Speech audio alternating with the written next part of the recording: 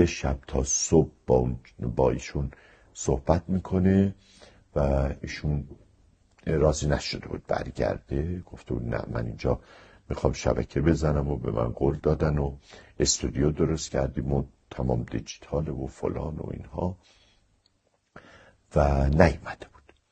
اگر خاطرتون باشه هیچ وقت نه خود شاه ایران قبل از انقلاب نه رؤسای جمهور ما هیچ کدوم نرفته بودن دبی، هیچ کدوم.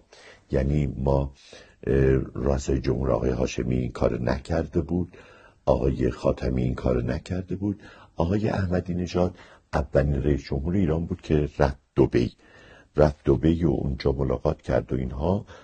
و یکی از توافقاتی که اونجا کردن این که هیچ شبکه ماهواره ایرانی از اونجا راه نیفته و این بود که فکر میکنم که و بعد هم کار آقای حسینی گره خورد.